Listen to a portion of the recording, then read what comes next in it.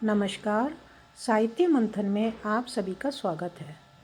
रामधारी सिंह दिनकर द्वारा रचित कविता गीत अगीत प्रकृति के मुखर गाए जा सकने वाले और मौन अर्थात अव्यक्त सौंदर्य व प्रेम का चित्रण करती है।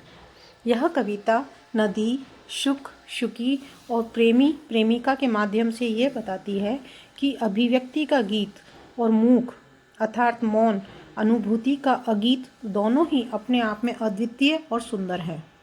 कविता का मूल संदेश है कि मूक या अव्यक्त भावनाएं भी उतनी ही प्रभावशाली होती हैं जितना कि गायन। यह कविता सौंदर्य और भावना के मूक पक्ष को अधिक महत्व देती है। गाकर गीत विरह की तटीनी वेगवती बहती जाती है, दिल हल्का कर लेने को उपलों से कुछ कहती जाती है। तट पर एक गुलाब सोचता, देते स्वर यदि मुझे विधाता, अपने पतझर के सपनों का मैं भी जग को गीत सुनाता। गा गा कर बह रही निर्झरी, पाटल मूक खड़ा तट पर है, गीत अगीत कौन सुंदर है। अर्थात कविता के इस भाग में नदी के बहने से जो सुंदर दृश्य दिखाई देता है, कवि ने उसका बहुत सुंदर वर्णन किया है। कवि कहता है कि नदी को बहता हुआ देखते हुए ऐसा लगता है जैसे नदी किसी के बिछड़ने के दुख में दुखी होते हुए गीत गाते हुए बड़ी तेजी से बह रही है। ऐसे में लगता है कि वह अपना दुख कम करने के लिए किनारों से कुछ कहती हुई बहती जा रही है। कवि कहता है कि किनारे के पास में ही एक गुलाब चुपचाप ये सब देख रहा है और अपने मन में सोच रहा है कि यदि भगवान भी उसे बोलने की शक्ति दी होती तो वह भी पूरी दुनिया को अपने सपनों के गीत सुनाता। झरना भी बह बह कर गीत गा रहा है और गुलाब किनारे पर चुपचाप खड़ा है।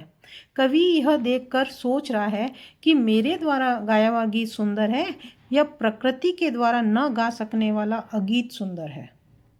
बैठा शुक उस घनी डाल पर, जो खोते पर छाया देती, पंख फुला नीचे खोते में, शुकी बैठ अंडे है सेती।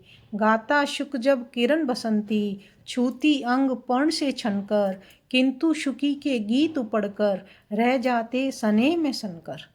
गूंज रहा शुक का स्वर वन में, फूला मग्न शुकी का पर है, गीत अगीत कौन सुंदर है। अर्थात कविता के इस भाग में कवि तोता और मादा तोता के प्रेम का सुंदर वर्णन करता हुआ कहता है कि एक तोता पेड़ की उस घनी डाली पर बैठा हुआ है जो डाल के उस घोंसले को छाया देती है। उसी घोंसले में उस तोते की मादा अपने पंखों को फैलाकर अपने अंडे से रही है। कवि कहता है कि जब सूर्य की किरणें पत्तों से छनकर आती हैं और तोते के पंखों का स्पर्श करती है तो तोता गाना गाने लगता है। उसका गाना सुनकर उसकी मादा भी गाना चाहती है, लेकिन उसका गीत केवल तोते के प्यार में लिपट कर रह जाता है और उसके मुंह से कुछ नहीं निकलता। दो प्रेमी हैं यहाँ, एक जब बड़े सांझ आल्हा गाता है, पहला स्वर उसकी राधा को घर से यहाँ खींच लाता है। चोरी चोरी खड़ी नीम की छाया में छिपकर सुनती है, हुई न क्यों मैं कड़ी गीत की, विधना यो मन में गुनती है। वह गाता पर किसी वेग से, फूल रहा इसका अंतर है, गीत अगीत कौन सुंदर है।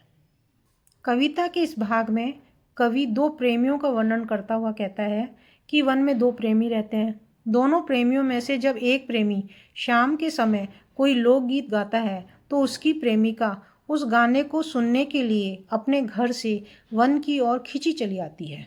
वह चोरी से छुप छुप कर अपने प्रेमी का गाना सुनती है और मन में सोचती है कि वह उस गीत का हिस्सा क्यों नहीं बनती। जब प्रेमी गाता है तो प्रेमिका का मन प्रसन्नता से फूला नहीं समाता। कवि यह देखकर सोच रहा है कि मेरे द्वारा गाया हुआ गीत सुंदर है या प्रकृति के द्वारा न गा सकने वाला अगीत सुंदर है।